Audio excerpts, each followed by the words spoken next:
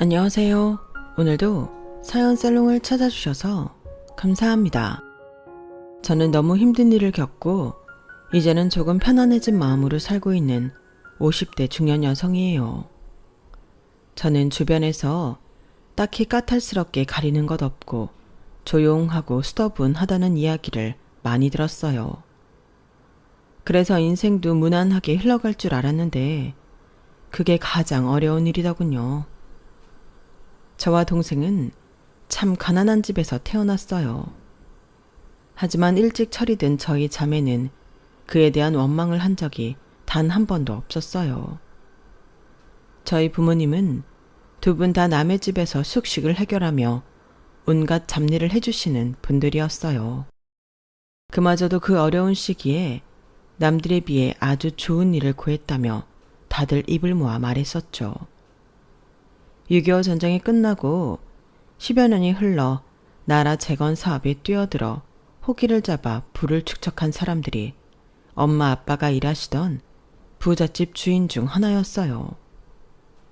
아빠는 그 집에서 정원 청소나 가꾸기, 집안 정비나 수리 외에도 온갖 굳은 일들을 다 하셨다고 해요. 엄마는 집안 살림 주방들을 도맡아 하셨고요. 그 부잣집의 뒤편에 있던 작고 허름한 창고 같은 방에서 지내셨기 때문에 저희 자매는 같이 살 수 없었어요. 그마저도 형편이 어려워 저는 외할머니에게, 동생은 친할머니에게 맡겨져 찢어져 있었죠. 부모님은 한 달에 딱 한 번 저희를 보러 오셨는데 오실 때마다 처음 맛보는 떡이나 입에서 살살 녹는 서양 과자 같은 걸 조금씩 가져다 주셨어요. 지금 생각해보면 그 집에서 얻은 것을 먹지 않고 저희 주려고 가져오셨던 것 같아요. 저희는 네 식구가 모이는 그 한 달의 하루만 기다리면서 살았어요. 강야, 학교 공부 잘하고 있어? 네, 엄마. 저 이번에 공부 잘해서 상도 받았어요. 진짜? 우리 딸 기특하네. 엄마 아빠가 옆에 없는데도 알아서 잘하고. 엄마랑 아빠는 힘든 거 없으세요? 없어. 너희한테 미안할 정도로 그 집에서 잘 지내. 맛있는 것도 많이 주시고 옷도 주시고 아프면 약도 주시고 그래. 너무 좋은 분들이야. 우리는 그럼 언제 같이 살아요? 엄마랑 아빠가 더 열심히 해서 빨리 돈 모을게. 조금만 더 기다려줘. 하지만 그런 날은 오지 않았어요. 얼마 후 그 부잣집 안주인의 귀중한 물건이 없어졌고 항상 그 방을 청소하던 엄마가 도둑으로 몰렸다고 해요. 엄마는 절대 아니라고 극구 부인하며 하소연했지만 소용없었죠. 결국 주인 내외는 엄마를 두들겨 패기 시작했고 말리던 아빠까지 함께 심하게 맞았다고 하더군요. 아빠는 그날 이후로 알아누워 4일 만에 돌아가셨어요. 엄마 역시 아빠가 가신 뒤 시름시름 앓다가 한 달 후에 돌아가셨고요. 청천벽력 같은 소리를 들은 저는 제 손으로 직접 두 분을 묻어드렸어요. 너무 황망하고 어이가 없어 눈물도 나오지 않더군요. 하루아침에 부모님을 다 잃었으니까요. 저는 학교고 뭐고 다 그만두고 당장 돈 벌 수 있는 일을 찾겠다고 말했지만 외할머니는 완강하게 반대하셨어요. 이제는 여자도 똑똑해야 살아남는 거야. 배운 것도 없고 아는 것도 없으면 네 엄마처럼 남 좋은 일만 실컷 해주다가 저렇게 가는 거야. 이 할머니가 어떻게 해서든 할 테니까 돈 생각 말고 넌 그냥 공부나 열심히 해. 옛날 분 치고는 꽤 앞선 생각을 하셨던 외할머니의 만류에 저는 계속 학교를 다닐 수 있었어요. 나중에 알고 보니 고등학교까지 졸업한 저와 달리 제 동생은 중학교도 간신히 졸업했어요. 친할머니는 학교 다녀봤자 쓸모없다라는 생각으로 뭘 해서든 돈을 벌어오라고 동생을 압박했다고 해요. 후에 이 사실을 알고 저는 동생을 안고 얼마나 한참을 울었는지 몰라요. 아무튼 저는 한 여고에 진학하게 되었고 여기서 엄청난 인연을 만나게 되죠. 외할머니는 시장에서 장사를 하시고 집에서는 남의 집 옷이나 이불을 가져다 기우는 일까지 하시며 저를 후원해 주셨어요. 그런 와중에도 한 번도 찬밥을 도시락으로 싸주신 적 없었어요. 공부하려면 뜨신 밥 먹고 기운 내야지. 할미가 찬밥 먹을게. 걱정 말어. 할머니, 나 진짜 괜찮아. 제발 할머니가 따뜻한 밥 좀 먹어. 저의 애원에도 불구하고 찬밥은 항상 할머니 차지가 되고는 했죠. 저는 할머니의 사랑을 생각하며 더욱 밝고 건강하게 지내려고 노력했어요. 제가 다니던 고등학교는 이상하게 집이 좀 사는 애들이 많았어요. 집이 잘 살면서도 착하고 친절한 아이가 있었는가 한 반면 거들먹거리고 잘난 척하는 아이들도 당연히 있었죠. 우리 동네의 유명한 부잣집으로 소문난 선진이도 저와 같은 반이었죠. 선진이가 점심시간에 도시락 뚜껑을 열면 아이들이 우르르 모여 구경을 하고는 했어요. 평소에 우리가 보기도 힘든 다양하고 맛있는 반찬을 항상 싸왔거든요. 이거 우리 아빠가 사다 주신 미국산 소시지야. 짭짤하고 쫄깃해서 밥에 이것만 먹어도 2공기는 먹을 수 있더라고. 우와, 선진이네는 저런 것도 먹는구나. 완전 부럽다. 어머, 강이야, 그게 뭐야? 밥이 왜 그렇게 까매? 아, 이거 좀 탔어. 좀 탄 정도가 아닌데? 그거 먹을 수 있는 거야? 그럼 누룽지같이 바삭바삭해. 할머니가 밥을 올리고서는 깜빡 잠이 드셨지 뭐야. 너도 먹어볼래? 아니, 난 그런 건 안 먹어. 강이 너 많이 먹어. 선진이는 나쁜 애는 아니었지만 여태껏 가난해 본 적이 없어 깊은 배려를 할 줄 아는 친구도 아니었죠. 그래도 저와 엄청 친한 사이는 아니라서 상관없었어요. 제 베스트 프렌드는 따로 있었거든요. 그러던 어느 날 시장에서 우연히 선진이를 만난 날이었어요. 강이야, 너 여기서 뭐해? 눈을 돌려보니 예쁜 빨간 레이스가 달린 원피스에 반짝이는 구두를 신은 선진이가 어떤 남자와 우두커니 저를 쳐다보고 있더군요. 선진이구나. 여기서 다 만나네. 너 오늘 왜 학교 안 왔어? 아, 우리 할머니가 원래 여기서 이걸 파시는데 오늘 몸이 너무 안 좋아서 내가 대신 나왔어. 그래서 학교 못 간 거야. 이걸 팔려고 학교를 결석했다고? 할머니는 그냥 학교 가라고 성화였는데 내가 막무가내로 들고 나와서 팔고 있는 거야. 이거 맨날 네가 점심시간에 먹던 그 누리끼리한 색깔 나물 아니니? 산나물이야. 맛있어.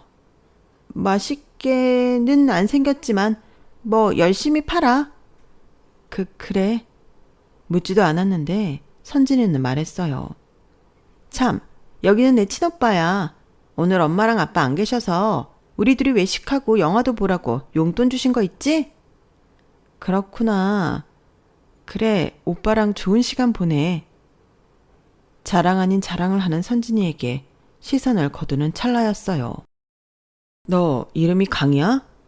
네? 네, 주강희. 이거 다 얼마야? 이거 전부 다요? 글쎄. 자, 내가 보기엔 이 정도면 이거 사고도 충분히 남을 것 같은데 돈 받아. 오빠 뭐해? 오빠가 그걸 왜 사? 우리 집은 저런 썩은 것 같은 나물 먹지도 않는데? 야, 김선진, 너는 착한 거냐? 아니면 진짜 모르는 거냐? 친구가 아픈 할머니 대신 시장에 나와서 이렇게 열심히 장사하는데 썩은 것 같은 나물이 뭐야? 내 동생이지만 진짜 한심하다. 내가 뭘? 아무튼 그걸 왜 사냐고. 넌 좀 가만히 있어. 강야, 이거 돈 받고 그 나물 다 줘.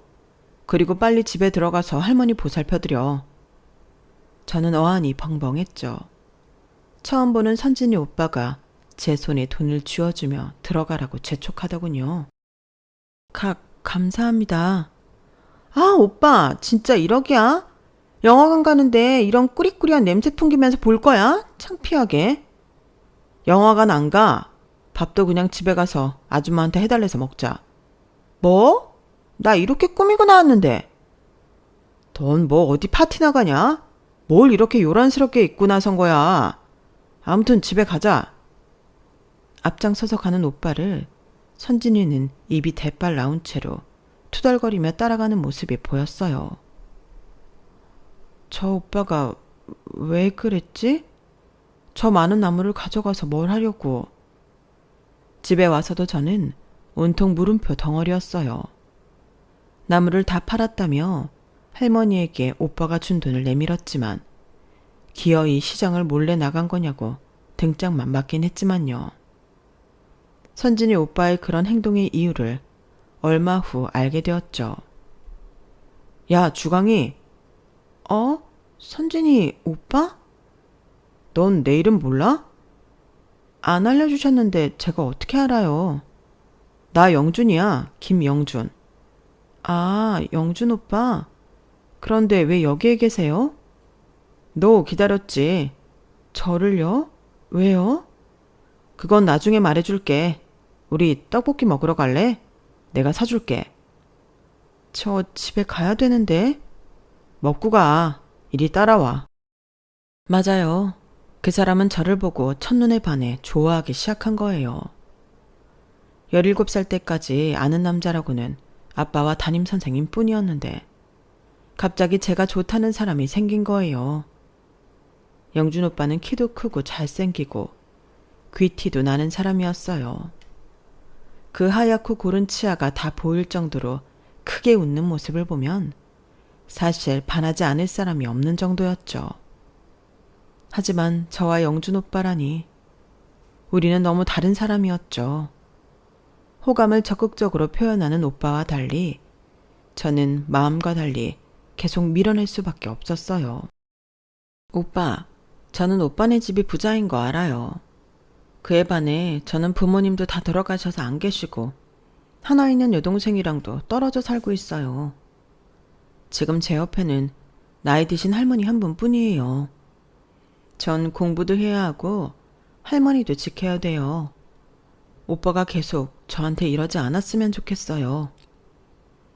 강희야, 내가 너한테 야반도주를 하자고 그랬니? 아니면 애를 낳아달라고 했니? 무슨 그런 남사스러운 말을 하고 그러세요. 그러니까 난 지금 그냥 네가 좋다고. 네가 어떤 집안의 딸이고 어떤 상황인지 아무것도 상관없이 난 네가 좋다고. 그냥 내 마음만 받아달라는 것뿐이야. 네가 지금이 부담스러우면 너 성인 되고 우리 정식으로 만나자. 그 전까지는 그냥 내가 네 뒤에 쫓아만 다닐게. 오빠가 뭐가 모자라서 저를 쫓아다녀요. 남들이 보면 저를 욕할 거라고요. 학교에서 선진이 얼굴을 어떻게 봐요? 선진이? 걔는 내가 알아서 할게. 신경 쓰지 마. 강야, 난 진짜 네가 좋다. 저보다 2살 위였던 영준 오빠는 제 만류에도 불구하고 저를 정말 적극적으로 따라다녔어요. 가끔 할머니 대신 시장에 장사하러 나올 때면 점심도 사다 주고 콜라도 사다 주었죠. 저도 오빠가 너무 좋았지만 제 마음을 꽁꽁 숨겼어요. 누구든지 이 상황을 알면 저를 나쁜 애라고 욕할 테니까요. 제 분수에 차고 넘치는 사람이었죠. 얼마 후 결국 사달이 나고 말았어요. 야, 주강이. 선진이가 저를 노려보고 있었어요. 네가 감히 우리 오빠를 넘봐? 누가 누구를 넘봤다고 그래. 다 들었어. 네가 우리 오빠 꼬셔서 아주 물주 만난 것처럼 하고 다닌다고.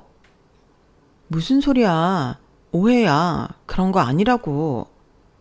너 진짜 천박한 애구나. 뭐? 천박? 반 애들이 다 보는 앞에서 저는 선진이와 머리끄댕이를 잡으며 크게 싸웠어요. 야, 누가 담임한테 가서 말 좀 해. 저희는 교무실에 불려갔고 선진이는 아무 말 없이 먼저 교실로 돌아갔죠. 선생님은 저를 몰아세우며 말했어요. 야, 주광이. 너 가난한 상황에서도 할머니가 어렵게 키우는 걸로 알고 있는데 이렇게밖에 못해? 네가 감히 누구한테 덤벼? 어? 선진이가 먼저 저한테 천박하다고 그랬어요. 그럴 만한 이유가 있겠지. 네가 분명히 잘못했겠지. 선생님은 대놓고 선진이 편을 들더군요.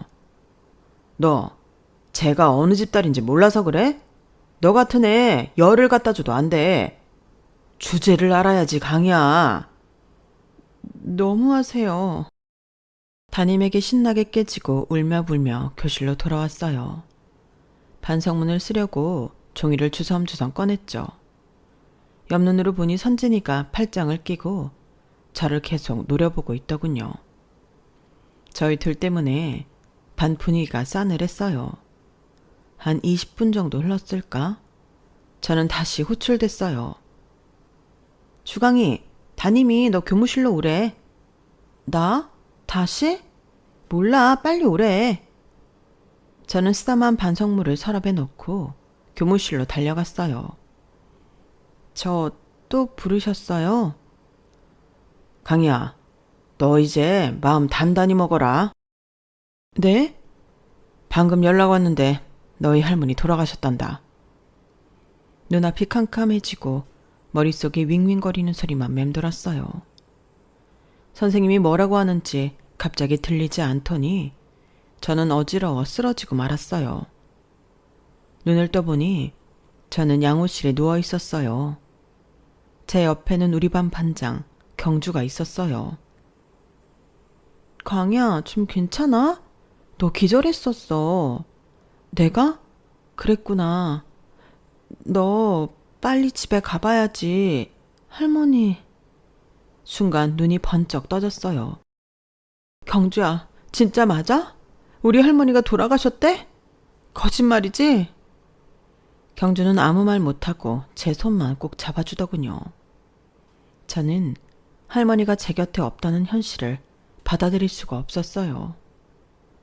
나를 그렇게 아껴주고 사랑해주시던 할머니였는데 저는 이렇게 혈육 하나를 또 잃고 말았죠. 할머니한테 맛있는 거 한번 못 사드리고 제대로 효도도 못했는데 저 때문에 고생만 하다 돌아가셨다는 죄책감에 너무 괴로웠어요. 제겐 아무 희망이 없는 것 같더군요. 할머니, 죄송해요. 장례를 치른 뒤 저는 학교를 그만두기로 결정했어요. 비록 할머니가 어떻게든 배움을 멈추지 말라고 하셨지만 저는 모든 걸 내려놓고 싶었어요. 당장 먹고 살 일도 막막했죠. 저는 학교를 나와 그 길로 한 공장에 가서 일을 시작했어요. 거기는 원단 공장이었어요. 다른 사람들은 일하는 게 싫고 힘들다며 투덜거렸지만 저는 미친 듯이 일만 했어요. 안 그러면 오히려 할머니나 다른 생각이 너무 나서 돌아버릴 것 같았거든요. 밥도 잘 먹지 않으면서 일을 하다 보니 저는 점점 말라갔죠. 하루는 집 앞에 영준 오빠가 있었어요. 강야, 왜 이렇게 늦게 와? 걱정했잖아. 좀 늦었어요. 너 또 밥 안 먹었지? 기운 없이 비실비실. 이게 뭐야? 밥맛 없어요. 저 그냥 들어가 쉴게요. 이거 갖고 들어가. 내가 우리 집 일하시는 아줌마한테 부탁한 거야. 이게 뭔데요? 반찬들.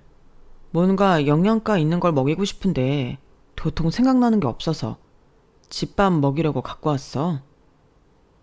저는 순간 눈물을 왈칵 쏟으며 오빠 품에 안겨 한참을 울었어요. 많이 힘들지? 고생 많네, 우리 강희. 난 이제 어떻게 살아요? 뭘 어떻게 살아? 내가 있잖아. 학교 그만두기 전에 나한테 말이라도 한번 해주지 그랬어. 내가 무슨 방법이라도 찾아봤을 텐데. 강희야, 조금만, 아주 조금만 참고 기다려줘. 내가 내년에 군대만 갔다 오면 너 책임질게. 군대요? 나 대학 안 갈 거야. 군대는 어차피 가야 되니까 빨리 갔다 올게. 그때까지만 좀만 버텨줘. 오빠네 부모님도 아세요? 아니, 알면 난리 나겠지. 그래도 상관없어. 넌 내가 책임질 거야. 영준 오빠는 저 때문에 대학에 응시하지도 않고 나이가 되자마자 자원입대로 군인이 되었어요.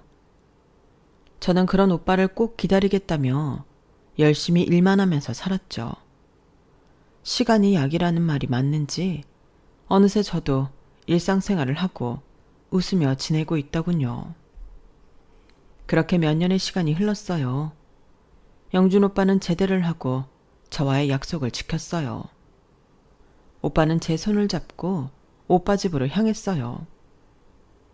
오빠, 이렇게 갑자기요? 부모님이 저에 대해서 아무것도 모르고 계신다면서요. 이제 알면 되는 거지. 가자. 저를 마주한 오빠 부모님은 넋이 나간 표정이었어요. 거기에 선진이까지도요. 주광이, 네가 왜 여기 있어? 그게 말이야. 엄마, 아빠, 김선진, 나 여기 있는 얘랑 결혼할 거예요. 뭐? 너 방금 제대한 애가 뭐라고? 갑자기 생뚱맞게 여자애를 데려와 결혼하겠다고? 선진이 너 아는 애야? 나 고1 때 같은 반. 안녕하세요. 주강희라고 합니다. 오빠, 미쳤어? 쟤를 아직도 만나고 있었던 거야? 그리고 아무 말 없이 이렇게 데리고 오면 어쩌자는 거야? 내가 선진이 너한테 결혼 승낙받을 거 아니잖아. 예전에 강희가 너랑 같은 반이라서 조마조마하며 나를 얼마나 밀어냈었는데 내가 이달만 기다렸어. 오빠, 제정신이야? 제정신 아닌 건 뭐야? 저 여기 있는 강희 쫓아다닌 지 벌써 몇 년 됐어요.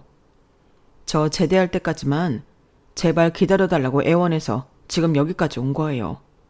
저 강희랑 꼭 같이 살고 싶어요. 오빠 부모님은 굳은 얼굴로 저를 쳐다보았고 선진이 역시 당황한 표정이 역력했죠. 저는 그 시선들이 부담스러워 땅만 보고 있었고요. 그날 이후 오빠와 결혼 승낙을 받기까지 꼬박 6개월이 넘게 걸렸어요. 참 많은 일이 있었죠. 오빠의 아버지 어머니 선진이까지 차례대로 저를 찾아와 오빠와 헤어져 달라고 하더군요. 강희씨, 그쪽 때문에 우리 아들이 대학을 포기했다고 하더군요. 그걸 알고 나니 더 강희씨가 밉더군요. 영준이가 우리한테 어떤 아들인지 알아요? 그리고 걔는 장차 지 아빠 회사를 물려받아야 하는 애라고요. 그런 애들을 대학도 못 가게 발목을 잡겠다니. 강희씨에 대해서 조사를 좀 해봤는데 정말 기가 차더군요. 그 아이의 학교도 자퇴하고 하늘이 공장 여직원? 어머 세상에. 내가 나중에 영준이 짝지어주려고 찜해놓은 좋은 집 교수들이 얼마나 많은데 나 지금 멀쩡한 정신으로 여기 있는 것도 신기한 거예요. 강희씨, 왜 그렇게 이기적이에요? 죄송합니다. 저는 제가 부족한 점을 알고 있습니다. 그래요? 그럼 알아서 떨어져 줘야죠. 혹시 돈 필요해서 그래요? 말해봐요. 내가 해줄 수 있는 한 최대한 해줄게요. 아니요, 저는 돈 원하지 않습니다. 그럼 뭐 계속 만나겠다는 거예요? 제가 더 잘하겠습니다. 저희 정말 서로 사랑하고 아껴주고 있어요. 내가 제 명의 살기는 클렀네. 어머니는 몇 차례 돈으로 저를 회유했다가 협박했다가 소리를 지르다 돌아가기를 반복했어요. 선진이는 오히려 팩트로 저를 무너뜨리려 했어요. 강희야, 내가 진짜 사람 차별 안 하는데 넌 좀 너무하지 않니? 네가 우리 오빠 쳐다본다는 것 자체가? 나도 영준 오빠에 비해 내가 너무 모자라다는 거 다 알고 있어. 알면 그 다음에 어떻게 해야 되는지도 알잖아. 근데 왜 이렇게 끈질겨? 선진아, 너만이라도 나 한 번만 이해해주면 안 되니? 지금 이 상황은 누가 봐도 이해가 안 될걸? 너 진짜 우리 집안 망칠 셈이야? 네가 같은 반이었으니까 나 잘 알잖아. 나 나쁜 짓도 안 하고 힘들지만 꿋꿋하게 살았어. 너같이 가난하면 그렇게 사는 게 당연한 거야. 천진아, 제발. 저는 가슴이 너무 아팠어요. 하지만 오빠는 굳건하더군요. 결국 오빠는 집에서 아무것도 하지 않고 단식 투쟁에 들어갔어요. 단식한 지 2주가 지나 응급실에 실려가고 난 후에서야 저희는 승낙을 받을 수 있었어요. 하지만 아무도 반기는 결혼이 아니었던 만큼 고단한 시집살이가 시작되었어요. 한 집에 살게 된 어머니는 온갖 트집을 잡으며 매일 제게 잔소리를 퍼부었어요. 선진이는 항상 저를 파출부 부리듯이 했죠. 심지어 월광 피가 묻은 자기 침대뽀까지 빨아달라고 하더군요. 많이 힘들었어요. 모두가 저를 잡아먹을 듯이 대했죠. 하지만 유일한 한 가지, 제가 버틸 수 있는 힘은 남편이었어요. 온갖 피로를 풀어주는 비타민이었어요. 강야, 힘들지? 미안해. 내가 빨리 더 잘하도록 노력할게. 조금만 기다려줘. 내가 빨리 분가할 수 있는 방법 찾아볼게. 오빠가 그렇게 말해주니까 좋다. 다른 사람들이 달 미워해도 난 이렇게 든든한 내 편이 있는걸.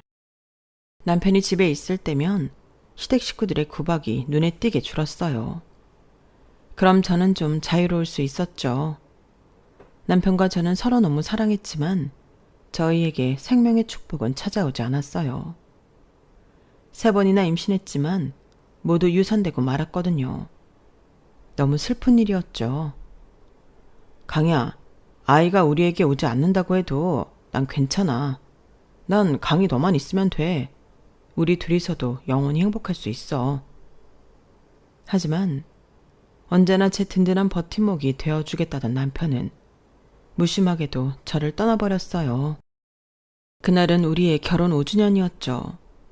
남편은 선물을 사서 들어가겠다며 귀가 전부터 저를 설레게 했어요. 남편은 백화점에서 제 겨울 목도리를 사서 나오는 길에 교통사고로 그 자리에서 즉사하고 말았어요. 아침에 잘 다녀오라고 마중까지 했는데 저녁에 싸늘한 주검이 되어서 돌아온 남편 앞에서 저는 한없이 무너져 내렸죠. 현실감이 없어 눈물도 나오지 않더군요. 모든 게 거짓말 같았어요. 장례를 다 마치기도 전에 제겐 또 다른 폭풍이 몰려왔어요. 너 인연, 너 때문에 우리 아들이 죽었어. 네가 이 집에 처음 왔을 때부터 느낌이 안 좋았는데 기어이 네가 우리 아들을 데려가는구나. 우리 영준이 돌려내. 우리 오빠가 너랑 결혼만 안 했어도 이런 일은 없었을 거야. 네가 우리 오빠 죽인 거야, 이 나쁜 년아. 저는 시어머니에게 머리채를 잡히고 흔들려도 선진이에게 양쪽 뺨에서 피가 맺힐 정도로 맞아도 아프지 않았어요. 마음이 더 많이 아팠으니까요. 그렇게 저는 남편의 마지막 가는 길도 못 보고 맨몸으로 쫓겨났어요. 저도 죽은 남편을 따라가려고 몇 번이나 시도했지만 그때마다 실패하고는 했어요. 5번째 극단적 선택이 실패한 날, 꿈에서 제발 살아달라고 애원하는 남편을 만났어요. 저는 다음 날부터 제가 할 수 있는 일을 찾아 나섰어요. 다행히 불쌍한 저를 따뜻하게 받아주시는 만두집 사장님을 만나 거기서 식당 일을 시작했어요. 그렇게 시간 가는 줄 모르고 열심히 일만 하다 보니 또 많은 세월이 흘러있더군요. 저도 40을 목전에 두고 있었죠. 강이야, 잠깐 이리 좀 와봐. 네, 사장님. 나 이제 장사 그만할란다. 너무 힘들어. 네? 사장님 만두 좋아하는 사람들이 얼마나 많은데요. 이제 다 싫어. 그냥 쉬고 싶어. 그래도 아직 70도 안 되셨는데 그만둬도 괜찮으시겠어요? 얘끼, 옛날 같았으면 70은 땅에 묻혀서 다 썩고도 남을 나이야. 아니면 이 만두 가게 네가 할래? 제가요? 난 이거 하고 싶다는 자식이 없잖아. 내가 널 13년을 봐왔다. 너만큼 이 가게를 맡길 만큼 든든한 사람이 없어. 저는 그렇게 사장님의 가게를 인수하게 됐어요. 열심히 살아온 보답을 받은 기분이었어요. 그렇게 또 성실히 가게를 꾸려나가고 있을 때쯤 한 남자를 알게 되었어요. 어느 날부터 저희 집에 오는 횟수가 부쩍 많아진 양복을 입은 멀끔한 남자였죠. 항상 혼자 와서 만둣국을 시켜 먹던 그가 하루는 칼국수를 시키더군요. 오늘은 웬일로 칼국수예요? 네? 맨날 만둣국만 드셨잖아요. 오늘 갑자기 칼국수 시키시길래. 그게 당황한 기색이 역력한 그는 제 연락처를 물어왔고 그날부터 줄기차게 연락을 하더군요. 곧 제가 마음에 든다며 고백을 해왔어요. 오랜 시간이 지나도 아직 남편에 대한 미안함이 남아있던 저는 그를 밀어냈지만 그는 기어이 그 틈을 비집고 들어오더군요. 마치 예전의 영준 오빠처럼 말이에요. 강희씨, 당신이 그동안 겪은 아픔 내가 어루만져 줄게요. 나한테 기대요. 전 남편 잊으라는 말 아니에요.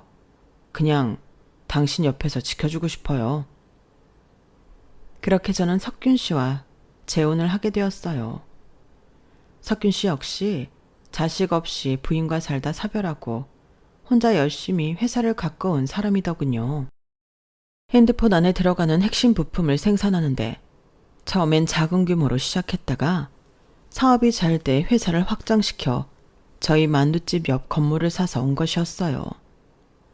당시 저는 44살, 남편은 48살이었고 아이 없이 둘이 잘 살자 이야기했었죠.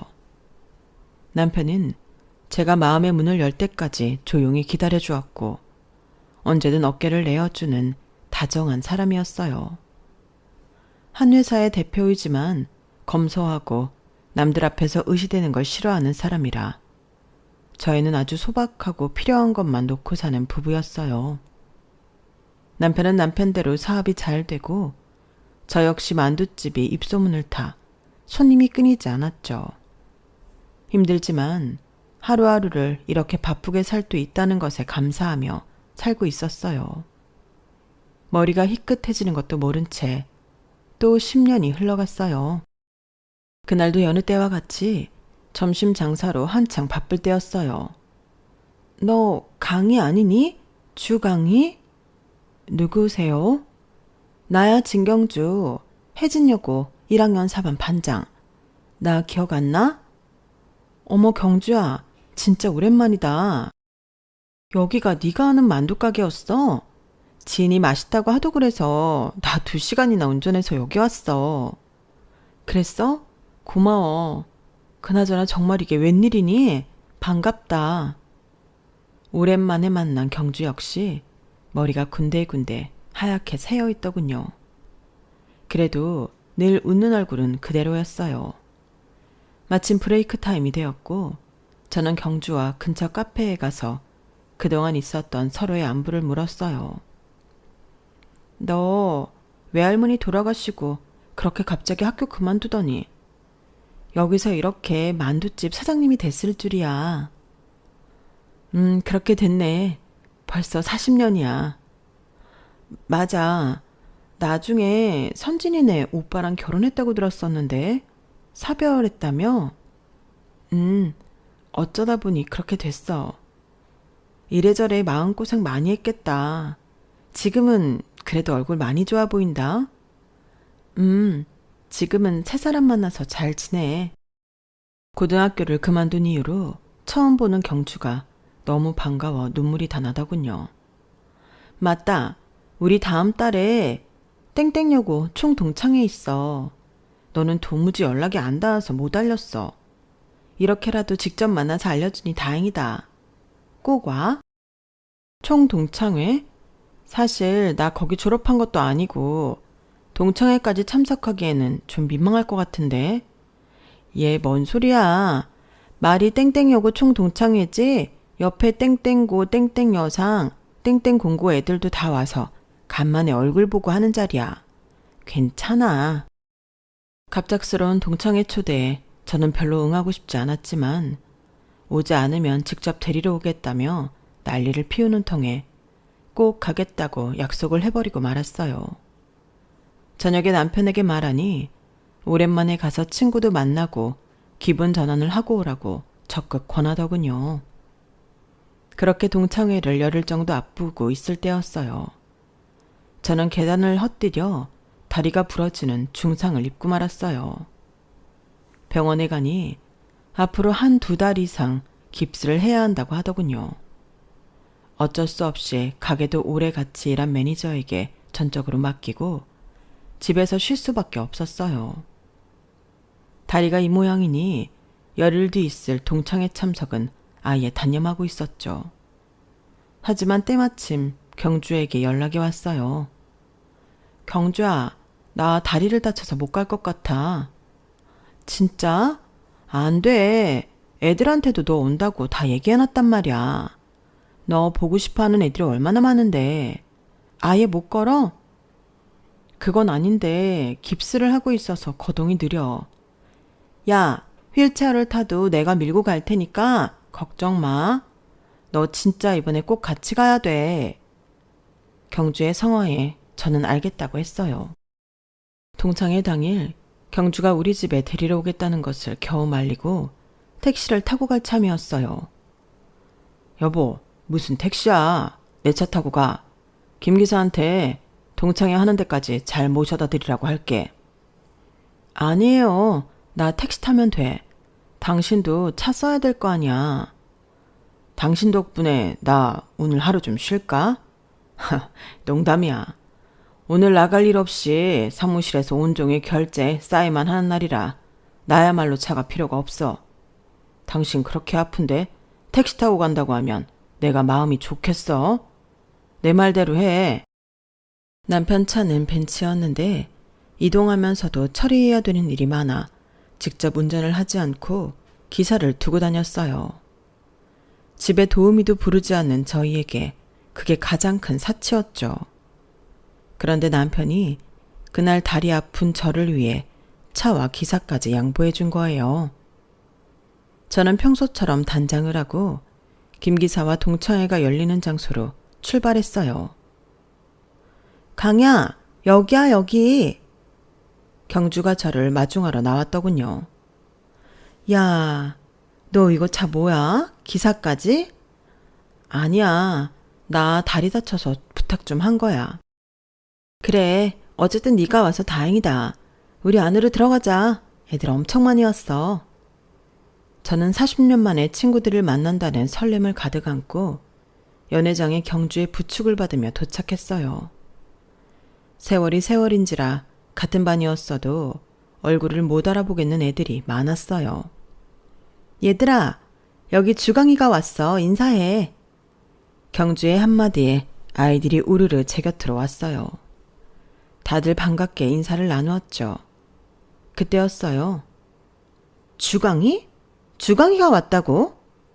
뒤에서 신경질적인 목소리가 들렸어요.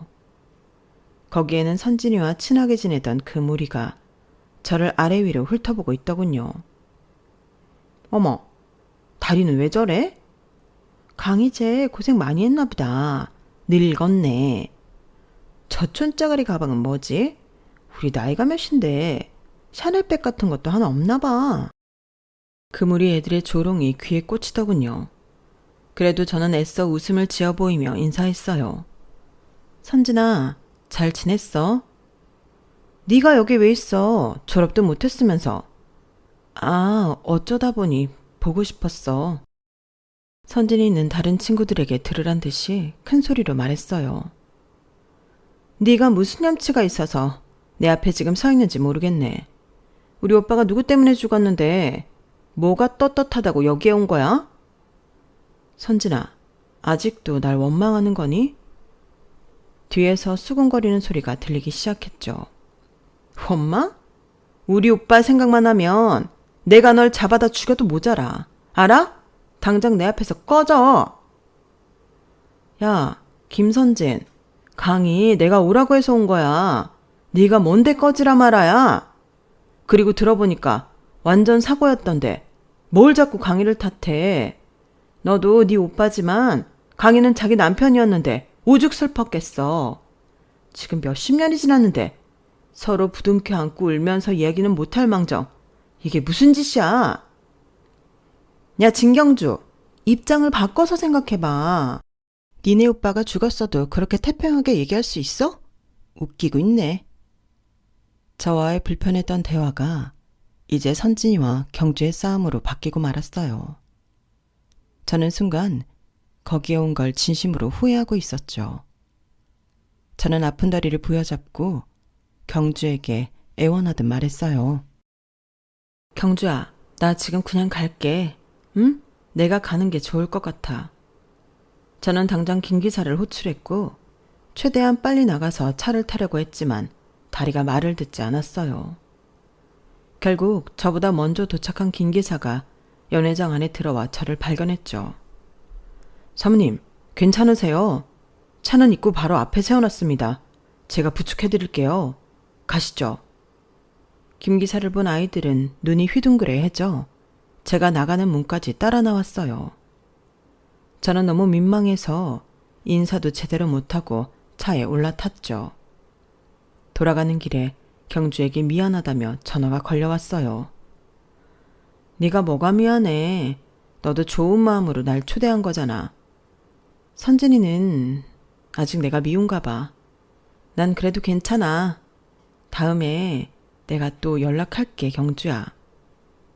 집에 돌아와 남편에게 이야기했어요. 당신이 거기서 그 친구를 맞닥뜨려 많이 당황했겠네. 제대로 밥도 못 먹고 와서 어떡해? 반갑기도 했지만 그 자리가 너무 불편해서 뭘 먹고 할 수가 없었어요. 저 때문에 고성까지 오갔으니 아휴, 그나저나 당신도 참. 내가 좋은 가방 하나 사준다니까 그렇게 극구 거절하더니 결국엔 맨날 들고 다니는 그걸 들고 간 거야. 그런 자리 갈 때는 좀 좋은 것도 들 필요가 있어. 하여간 이 사람.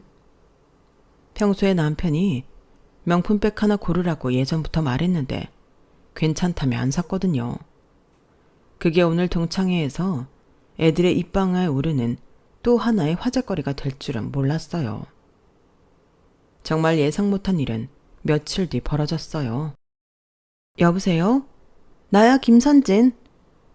선진아, 어떻게 전화를 다 했어? 선진이는 다짜고짜 돈 얘기를 먼저 꺼냈어요. 내가 너한테 위로금을 좀 받아야겠네. 위로금? 무슨 위로금?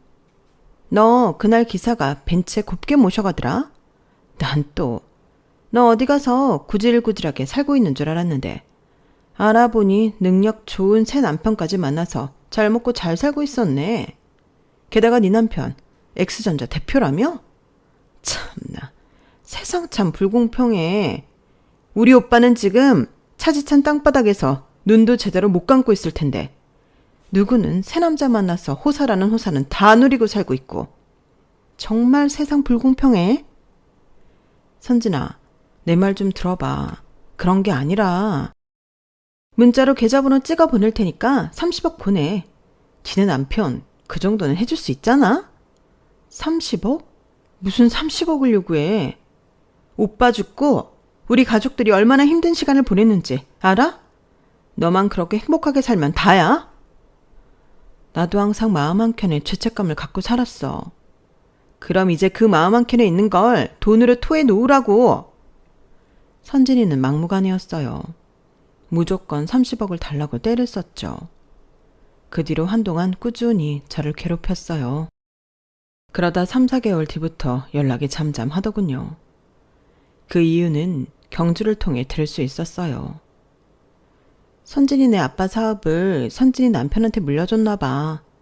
그걸 잘 운영했으면 됐는데 대표 자리에 앉으니까 눈이 뒤집혀서 그렇게 못할 짓을 하고 다녔대. 못할 짓? 가만히 있어도 돈 벌리는 회사인데 비리에 횡령해. 거기다 밑에 여직원이랑 성추문까지 있었다나 봐. 한창 너한테 돈 달라고 지긋지긋하게 했던 거 그걸로 메꾸려고 했었는데 안 됐던 거지. 지금은 아마 도망 다니는 것 같아. 빚쟁이가 맨날 걔네 집을 진치고 앉아있다는데 오빠 목숨값이네 어쩌네 하면서 너한테 엄한 돈 타내려고 한 것 같아. 네가 무슨 잘못이 있다고. 저는 그 말을 듣고 나니 더 마음이 무거워지더군요. 만약 남편이 살아있어서 그 회사를 물려받았더라면 지금처럼 됐을까 싶어서요. 시부모님도 선진이도 우리 부부도 행복하게 잘 살았을 텐데. 무거운 제 마음을 알기라도 한 듯이 그날 밤 전 남편이 꿈에 나타났어요. 영준 오빠, 잘 지내? 강이야. 난 잠깐이나마 너란 사람을 만난 것 자체로 충분히 행복했어. 나도 여기서 잘 지낼 테니까 너도 이제 그만 내 생각하고 그 사람이랑 잘 살아. 안녕. 꿈속에서 분명히 슬프게 울고 있었던 것 같은데 깨고 보니 왠지 마음 한구석이 조금 시원한 느낌이 들었어요. 그동안 마저 놓지 못한 미안함을 이제서야 털어낸 느낌이더군요. 전 남편 말대로 저도 50이 훌쩍 넘은 지금 이제 오빠에 대한 미안함을 좀 내려놓고 다시 힘을 내어 남은 시간을 잘 살아볼까 합니다. 남은 인생을 더 열심히 잘 살아내어야 지금의 남편에게도 영준 오빠에게도 고마움을 다 표현하는 것일 테니까요.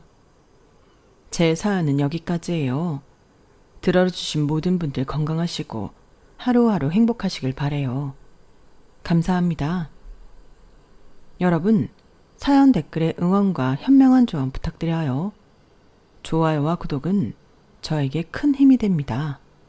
오늘도 좋은 일 가득하세요.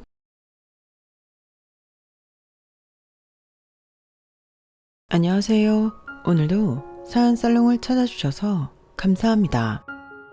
저는 결혼 14년 차에 이혼하고 벌써 이혼한 지 9년이 되는 돌싱맘입니다.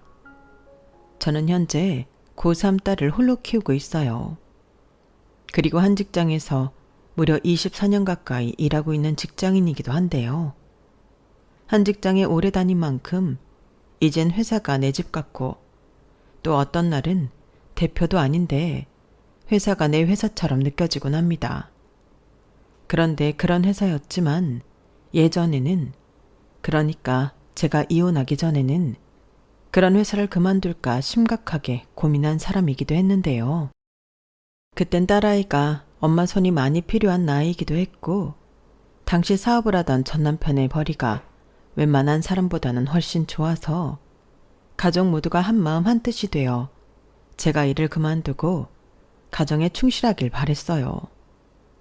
하지만 이런 횟수가 그때도 10년이 넘었다 보니 그동안 쌓아온 경력이 아까웠고 또 남편이 당장은 벌이가 좋다고 해도 사업이라는 게 하루아침에 어떻게 될지 알 수 없으니까 불안한 마음에 회사를 그만두지 못했는데요. 이혼할 때도 절실하게 느꼈지만 제가 그때 회사를 그만두지 않은 것은 조상님이 도와주신 신의 한 수였어요. 그만큼 제가 회사를 꾸준하게 다녔기에 이혼하고도 지금껏 딸아이 키우며 그럭저럭 살 수 있었는데 제가 이젠 전 남편이 된 남편과 헤어지게 된 원인에는 무려 큰 2가지 이유가 있었어요. 하나는 무조건 자기는 성공할 거라고 맹신하며 와이프 말을 귓등으로도 안 듣던 남편과 자기 아들만큼이나 돈돈거리며 해도 되는 말과 하면 안 되는 말을 구별 못하는 시어머니 때문이었는데요. 아이러니하게도 남편의 사업이 잘 될 때는 저도 시어머니과는 아무 문제가 없었어요. 그렇다고 모녀지간처럼 사이 좋았던 건 아니었지만 큰 트러블 없이 그냥저냥 좋게 지냈거든요. 그런데 돈이라는 게 그런 거더라고요. 좋았던 사이도 한순간에 나빠지게 하는 요물 중에 요물이요. 그리고 남편은 처음부터 사업을 했던 게 아니고 저처럼 일반 회사를 다니던 사람이었는데 자기는 도저히 월급쟁이로는 만족하지 못하겠다며 차린 카페 사업이 대박을 치면서 완전 다른 사람이 되어버렸죠. 원래 좋을 땐 다 좋아 보인다고 저처럼 소심한 사람은 절대 하지 못할 일들을 해내는 남편이 그때는 대단해 보였어요. 게다가 남편이 했던 사업이 서울 외곽의 대형 창고형 베이커리 카페였는데 지금은 그런 카페가 많이 있다곤 하지만 당시에는 이런 게 과연 될까? 사람들이 이런 구석까지 어떻게 찾아오지? 걱정이 정말 많았더랬죠. 넉넉한 가운데 시작한 게 아니었기 때문에 그때는 매일이 모험처럼 느껴졌어요. 그래서 저도 또 남편 주변의 사람들도 무모하다고 손해보기 전에 얼른 접으라고 말하기도 했는데 남편은 보란듯이 성공해서 저를 포함한 주변 사람들을 깜짝 놀라게 했죠.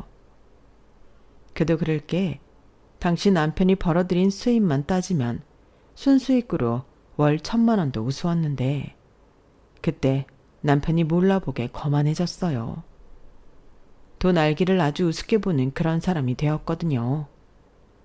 게다가 돈 좀 번다고 돈 없고 힘없는 사람들에게 자기 경제력을 뽐내고 싶어 했는데 옆에서 제가 민망해서 그러지 말라고 좋게 말을 해도 제 말은 전혀 듣지 않았어요. 오히려 저에게 걸핏하면 자기는 지금 다니는 회사 도대체 언제 그만둘 거야? 한 달 꼬박 일해서 그런 푼돈이나 벌면서 억울하지도 않아? 그냥 내가 생활비 넉넉하게 줄 테니까 집에서 살림이나 하고 놀아.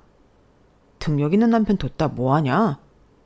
당신 솔직하게 말해봐. 주변에서 남편 돈 잘 번다고 다들 부러워하지?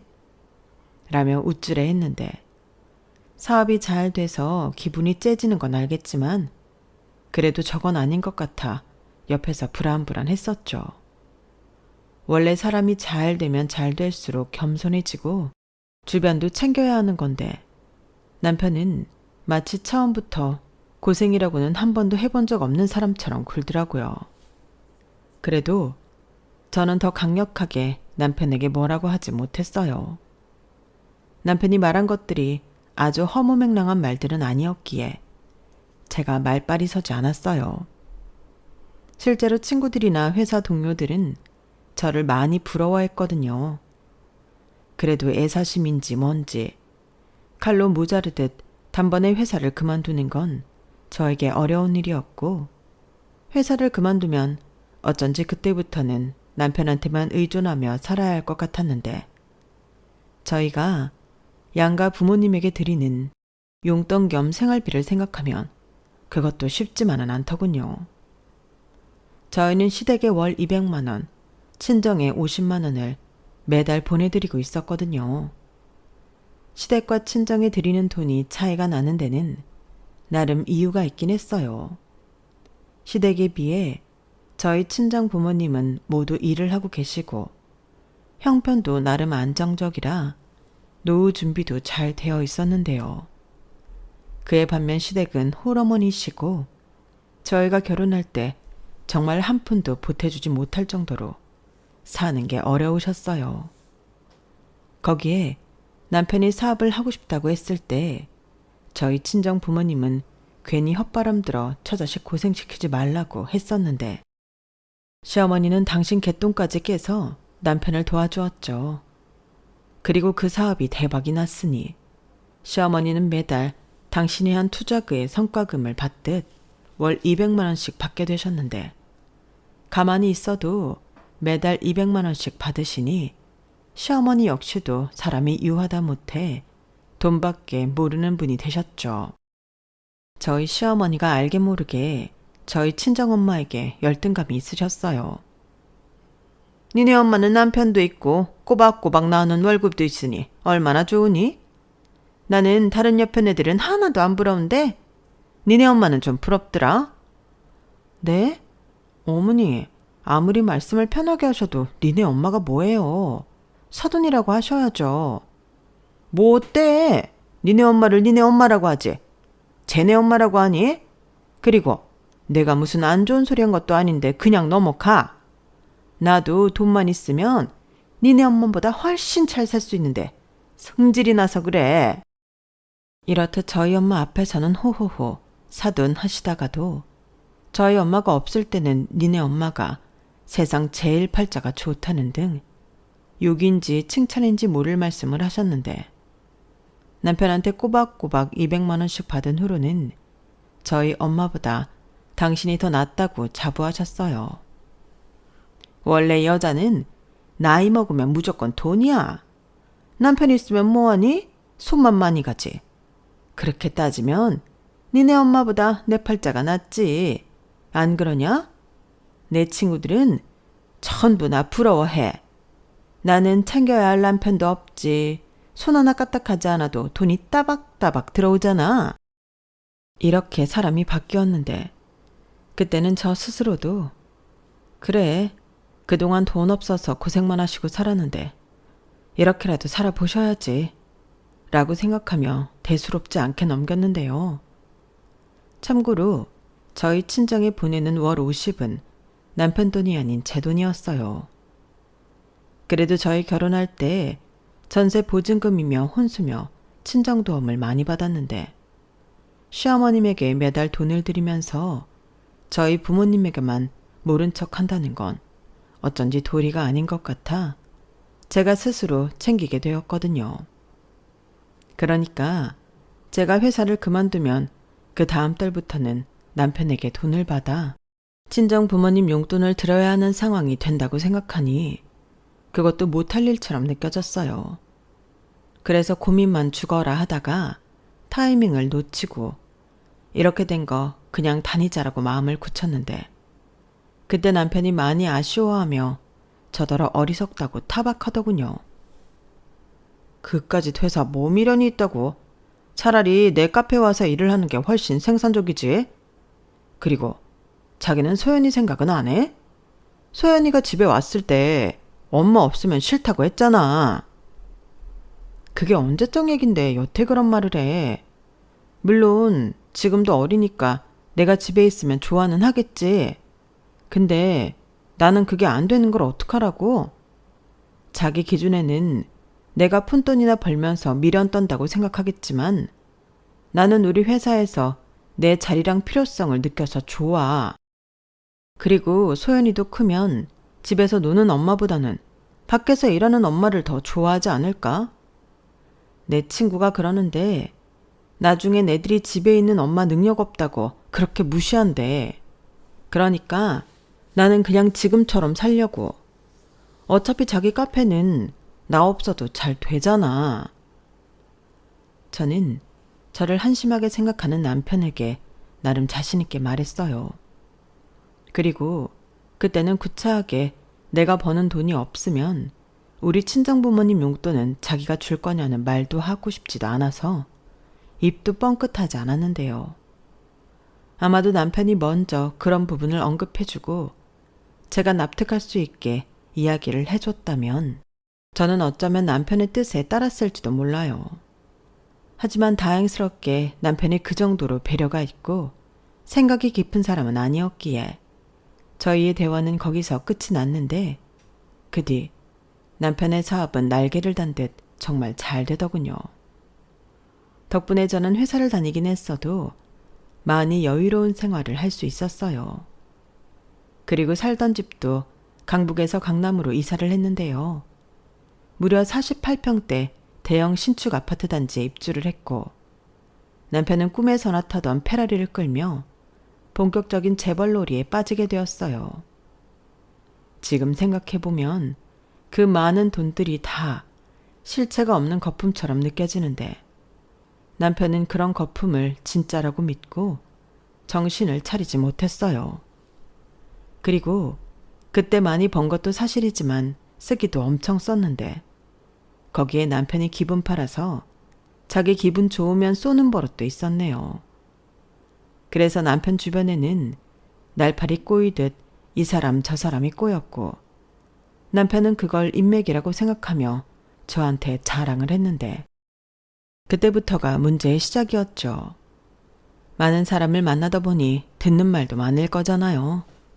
그리고 그중 어떤 사람에게서 들었는지 남편은 물 들어올 때 노를 저어야 한다며 카페를 2호점과 3호점을 동시에 오픈하겠다고 했는데 아주 자신만만했어요.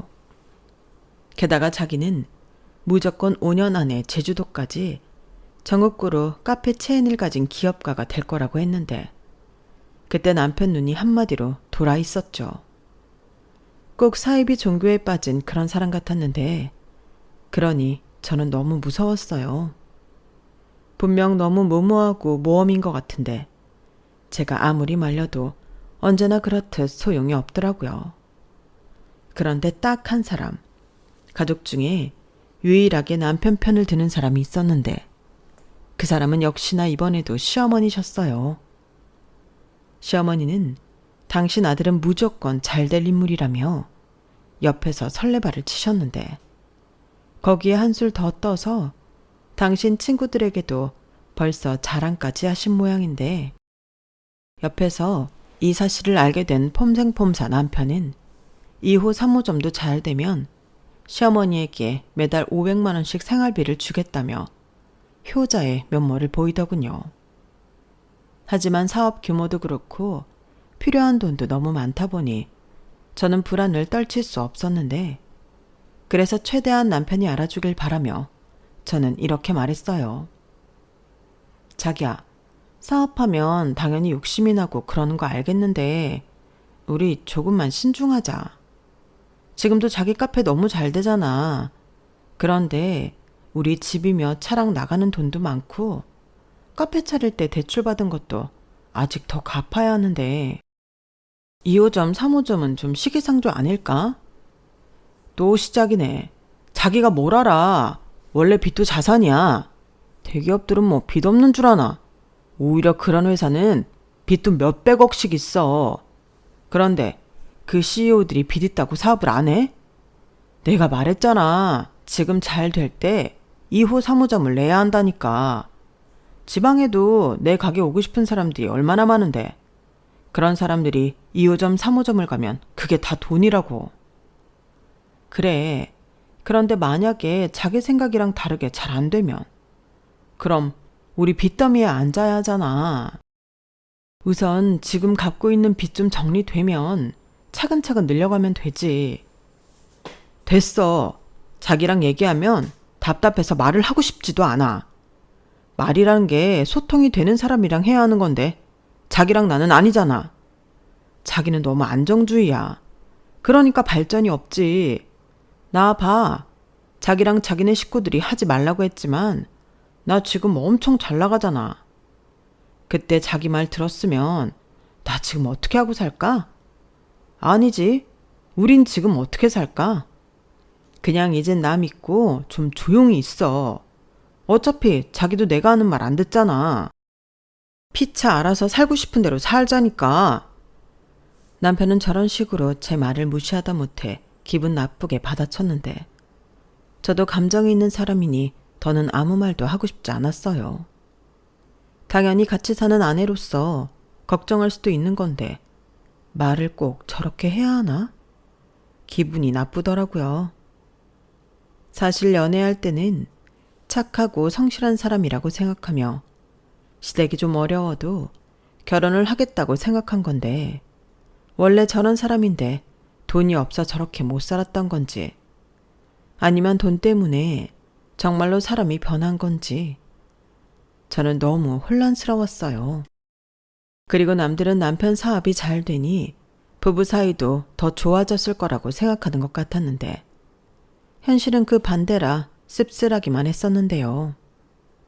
이런저런 감정이 쌓이다 보니 저도 남편 말대로 각자 알아서 상대에게 피해주지 않고 살면 그만이라는 생각을 하게 되더군요. 그래서 그날 이후로 남편이 바라는 대로 남편에게 아무 말도 하지 않았어요. 그냥 미우나 고우나 내 가정의 가장이고 저희 아이 아빠니까 망하지만 말아라 하는 마음으로 예전과 다르지 않은 생활을 이어갔는데 결국 제가 우려했던 일들은 현실이 되었죠. 그게 이사한 지 1년 4개월 정도가 되었을 때였는데 역시나 무리해서 2호점과 3호점을 차리면서 대출을 돌려막은 게 문제를 키운 셈이 되었어요.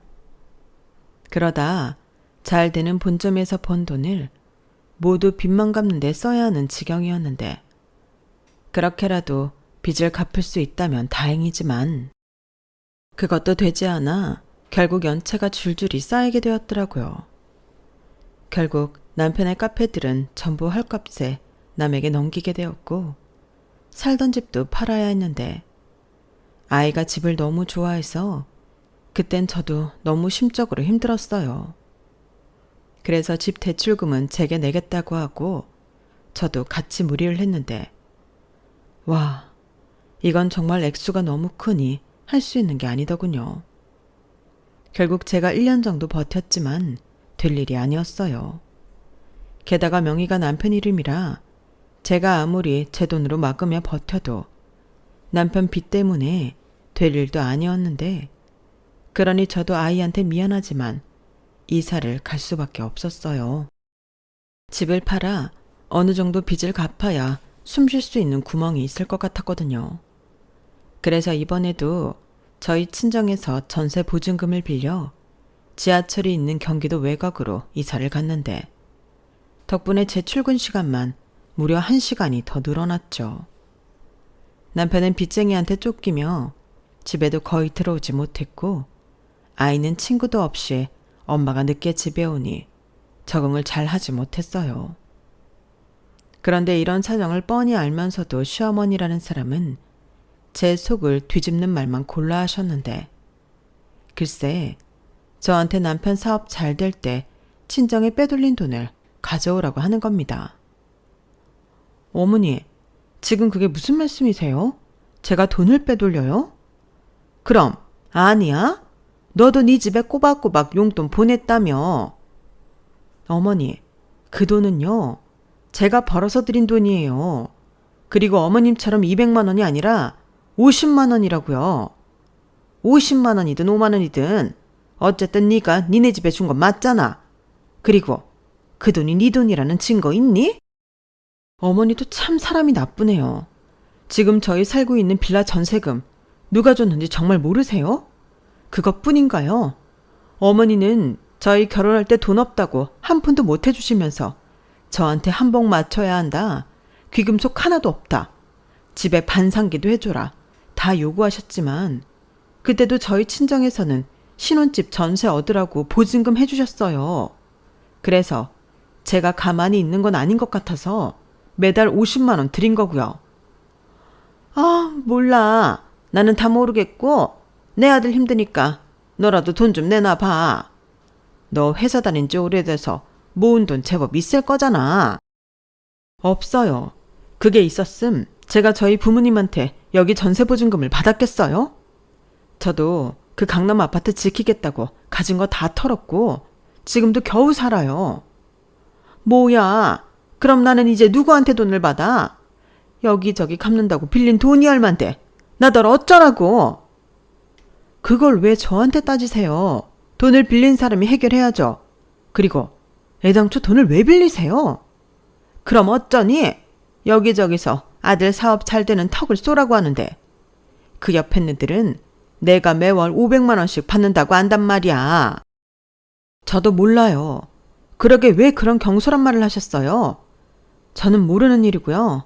어머니 아들한테 해결해 달라고 하시든 지금 살고 있는 집을 파시든 알아서 해결하세요. 그 집 이미 대출 받을 수 있는 만큼 다 땡겨서 썼다. 담보대출 있는 집이라고 팔리지도 않아. 내가 뭐 그 생각을 안 해봤을까봐? 됐고 너라도 대신 해결해줘라. 니네 친정에 얘기하면 되잖아. 뭐라고요? 어머니, 정말 이러시는 건 아니죠. 돈은 어머님이 다 쓰시면서 왜 어머니 빚을 저희 부모님이 갚아요? 내가 오죽하면 그래. 그래도 니네 친정에 여유가 있잖아. 가족끼리 좀 돕고 살면 좋지. 뭘 그렇게 청색을 하냐? 시어머니는 제가 펄쩍 뛰자 자기가 더 난리를 치며 저렇게 말씀하셨어요. 그러니 남편이건 시어머니건 정말이지 꼴도 보기 싫었는데 그때부터 이건 이혼 아니면 답이 없겠다는 생각이 들더군요. 솔직히 남편이 잘 벌었을 때도 저는 개인적으로 명품을 산다거나 큰 돈 만져본 적 없었어요.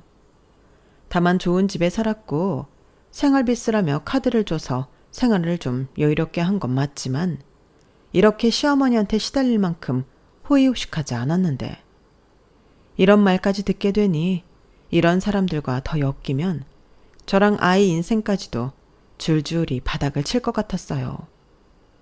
그래서 남편이 나타나면 합의 이혼할 생각으로 서류 준비를 다 마쳤는데 역시나 이 인간은 저랑 이혼할 생각이 전혀 없다고 버티더군요.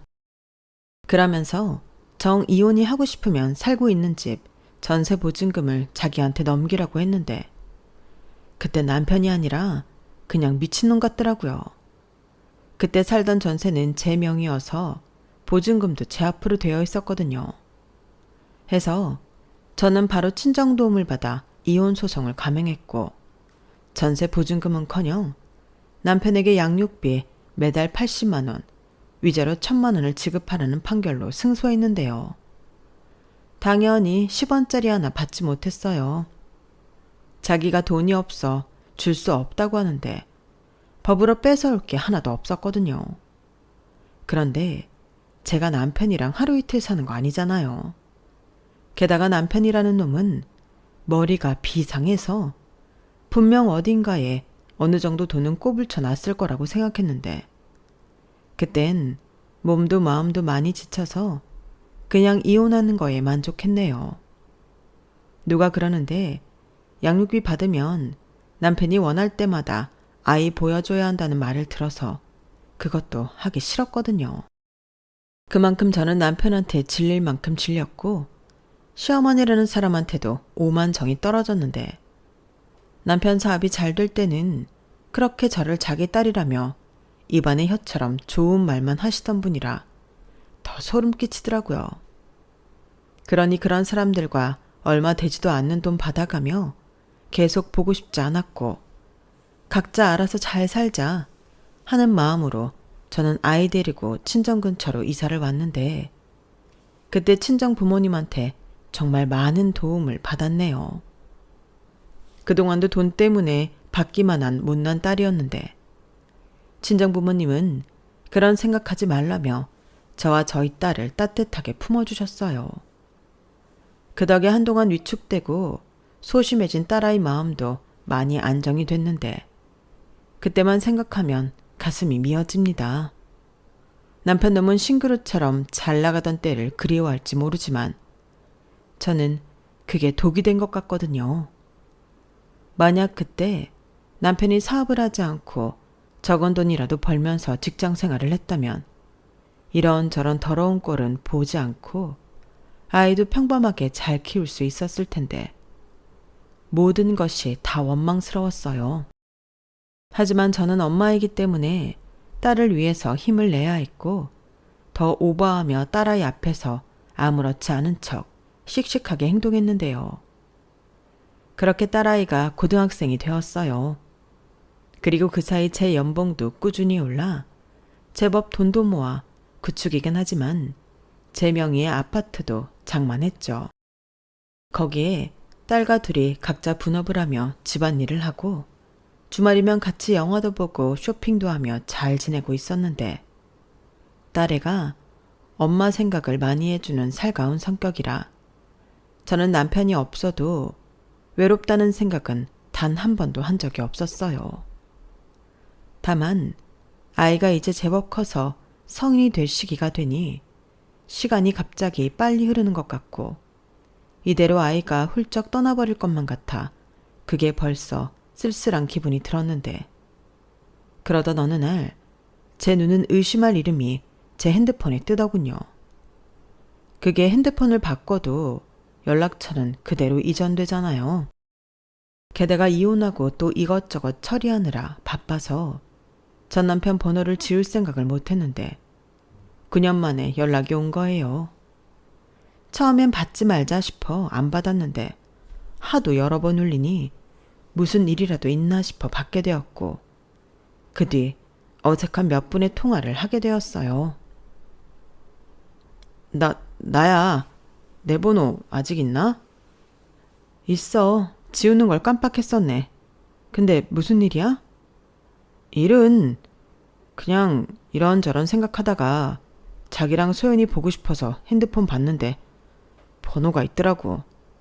잘 지내고 있지? 그럼 잘 지내려고 자기랑 헤어진 건데. 자기는? 나야 잘 지내지. 그나저나 당신한테 자기라는 말 들으니 기분 엄청 좋다.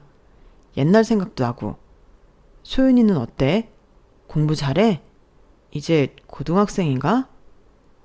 잘해. 잘 지내고. 자기도 잘 지낸다니까 다행이네. 요즘은 뭐해? 회사 다녀? 아니, 요즘은 프리랜서처럼 여기저기 떠돌면서 지내. 아직 빚을 다 못 갚았거든. 마음 같아서는 취직하고 싶은데 빚이 있으니 언제 압류가 들어올지도 모른다고 해서. 아, 그렇구나. 말은 괜찮다고 해도 고생하나 보네. 아니야, 나 그럭저럭 잘 지내. 이젠 내 한 몸만 챙기면 되는 거라서. 저는 남편과 통화하고 기분이 살짝 이상했어요. 분명 헤어질 때는 질릴 만큼 질렸다고 생각했는데 시간이 많이 지난 탓인지 자꾸만 짠한 생각이 들더라고요. 그래서 아이도 많이 컸으니 언제 밥이나 한번 먹자고 저도 모르게 말이 튀어나와 버렸는데요. 남편은 한참 망설이더니 지금은 말고 다음에 먹자고 하더군요. 내가 말이야, 지금은 좀 그래. 그래도 오랜만에 보는 아빠인데 너무 없어 보이면 안 되잖아. 그러니까 소연이한테는 나한테 전화 왔었다는 말 하지 마. 나는 그냥 진짜 자기랑 소연이 잘 있는지 궁금해서 전화한 것뿐이야. 전화 받아줘서 고마워. 그리고 내가 자기한테 미안한 게 참 많다.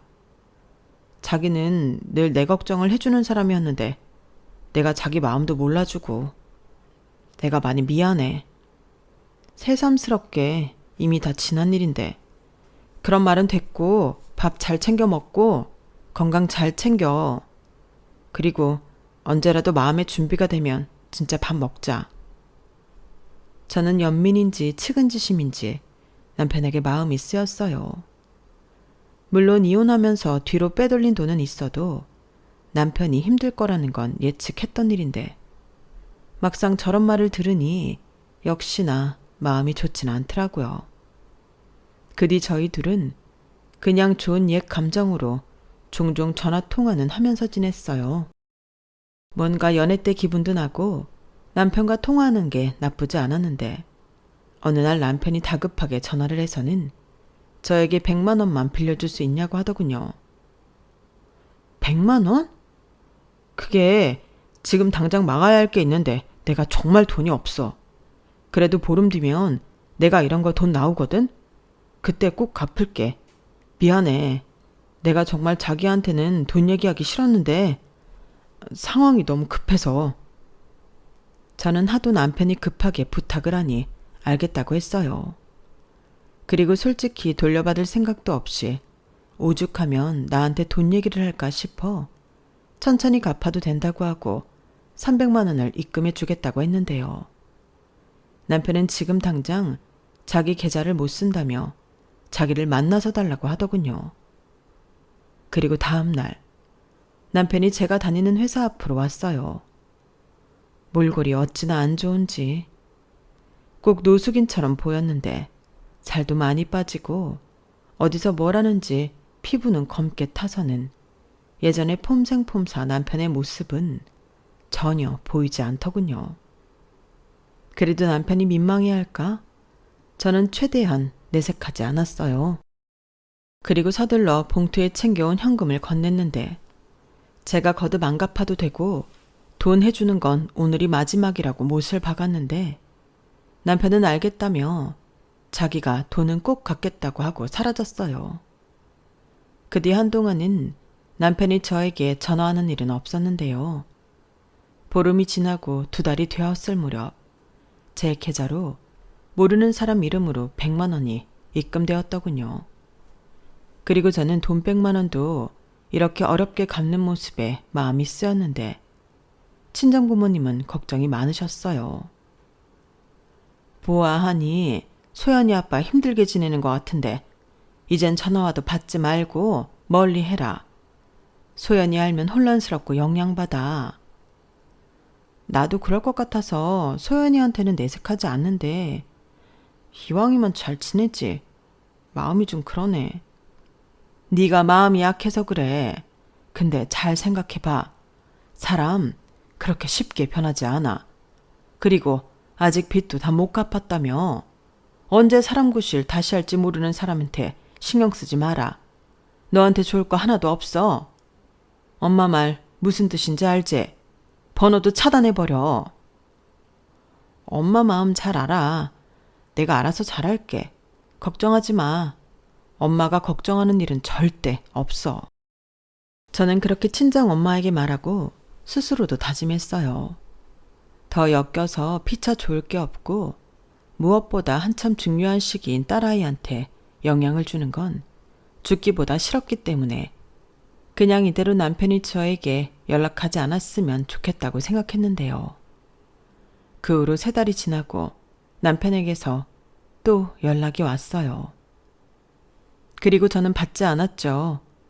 그게 설령 나머지 돈을 갚는다는 연락이라도 그 돈 안 받았으면 안 받았지 더는 틈을 보여주고 싶지 않았어요. 그런데 제가 너무 그 인간을 인간적으로 봤던 건지 그 인간은 제가 전화를 받지 않자 문자를 보냈는데요. 이번엔 무려 1,000만 원을 빌려달라고 문자가 왔더라고요. 그 문자를 보는데 어찌나 기분이 더럽던지 저는 바로 전화를 할까 하다가 목소리도 듣고 싶지 않아 문자로 대답했어요. 그럴 돈 없고 준 200만 원이나 고맙게 먹고 떨어지라고요. 그리고 다시는 연락하지 말라고 신신당부까지 했는데 그때부터 저는 전화를 켜둘 수가 없었어요. 자기가 정말 급하다며 이러다 자기가 죽을 수도 있다며 저한테 문자와 음성 메시지까지 남겼는데 저는 꼼짝도 하지 않았어요. 그깟 전화 무음으로 해놓고 살면 그만이었죠. 저는 업무 전화도 거의 오지 않고 사내 메신저도 있고 자리에 유선 전화도 있어서 전혀 불편함이 없었거든요. 그렇게 남편 연락을 피하니 지도 지쳤는지 한동안은 전화나 문자가 오지 않았어요. 그렇게 1달, 2달, 3달이 지났고 이젠 정말 떨어져 나갔나 보다 하고 방심한 찰나였는데 남편이 저희 회사 앞까지 찾아왔더군요. 그때는 귀신을 본 것처럼 정말 소스라치게 놀랐어요. 그리고 보는 눈도 많으니 남편을 끌고 다시는 나타나지 말라고 아니면 경찰에 신고하겠다고 화를 냈는데 이놈이 글쎄 정신을 못 차렸는지 또 사업 얘기를 꺼내더라고요. 내가 이번에 진짜 괜찮은 아이템이 있어.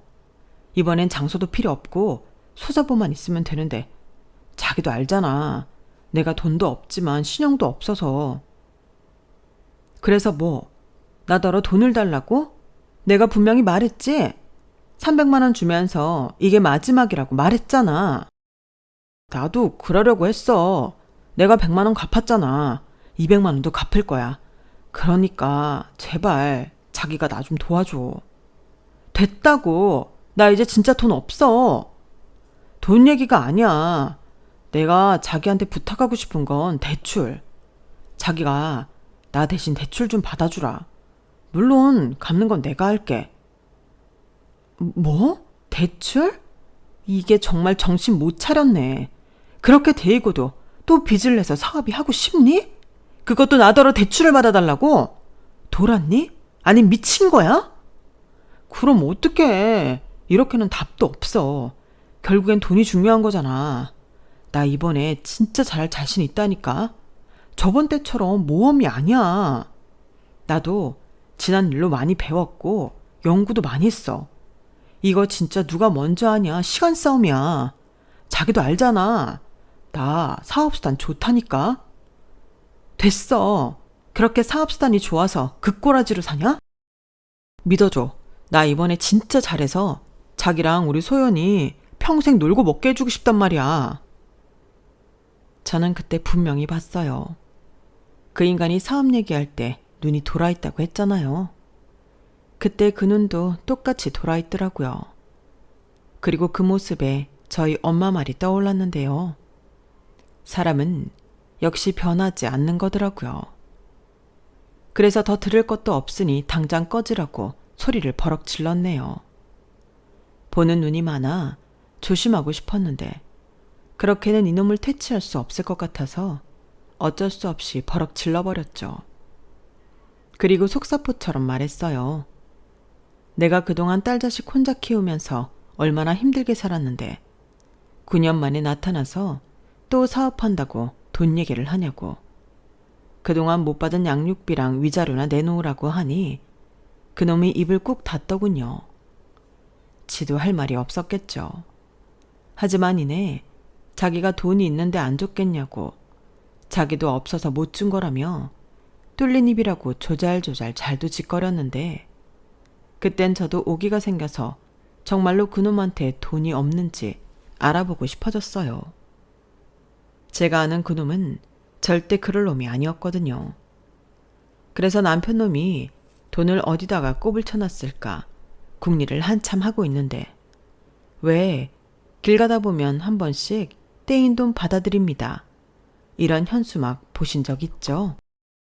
때마침 회사에서 영종도로 야유회를 가는데 그 현수막이 눈에 딱 띄더군요. 어찌 생각하면 양육비랑 위자료도 떼인 돈이 맞잖아요. 그래서 바로 그 번호를 저장했다가 다음 날 전화를 걸었어요. 그리고 사무실에 찾아가 상황 설명을 했고 그렇게 그 사람들이 남편 놈이 꼽을 쳐놓은 돈을 찾아주겠다고 했는데요. 저는 믿져야 본전이었어요. 어차피 그 돈은 생각도 안 하고 있던 돈인데 그렇게라도 해서 그놈이 진짜 돈이 있는데도 저런 새빨간 거짓말을 하는 건지 아니면 정말 개털이 됐는지 확인하고 싶었죠. 그런데 포기를 모르는 그 인간은 이번에는 자기 엄마까지 데리고 회사에 찾아왔는데 그땐 정말이지 악연도 이런 악연이 없다는 생각밖에는 들지 않았어요. 그리고 이젠 예전 시어머니가 된 남편의 엄마는 아주 쪼글쪼글한 할머니가 되어 있었는데요. 제가 이혼하기 전까지만 해도 저런 얼굴이 아니어서 좀 놀라긴 했었네요. 게다가 무슨 일을 하시는 건지 허리도 굽어 있었는데 남편 놈은 남들 보라는 듯이 제 이름을 크게 외치며 저를 부르더라고요. 어디 한번 창피 좀 당해봐라 그러는 것 같았어요. 그래서 속으로는 엄청 짜증났지만 태연하게 그들 앞에 가서 불같이 화를 냈죠. 지금 뭐 하는 거야? 왜 남의 신성한 직장에 찾아와서 이러는 건데? 내가 분명히 말했지. 내 눈앞에 나타나지 말라고. 자기가 대출을 안 받아주는데 내가 어떻게 자기 앞에 안 나타나. 그러지 말고 이번 한 번만 나 좀 도와줘. 나도 돈 벌어서 밀린 양육비랑 위자료 좀 주자. 그래 소연 엄마야. 이번이 마지막이라고 생각하고 네가 좀 해줘라. 그래도 한 입을 덮고 산 정이 있잖아. 정이요? 저 그런 거 없는데요. 그런 게 있었으면 이혼도 안 했겠죠. 어머니는 예전하고 많이 달라지셨네요. 그런데 저 좀 보세요. 저는 그대로죠. 만약에 제가 이혼하지 않고 이 인간이랑 살았다면 어머니 모습이 제 모습이었을 거예요. 어머니를 보니 그때 정말 이혼하길 잘했다는 생각밖에는 들지 않네요. 저게 정말? 자기야, 우리 엄마가 사과한대.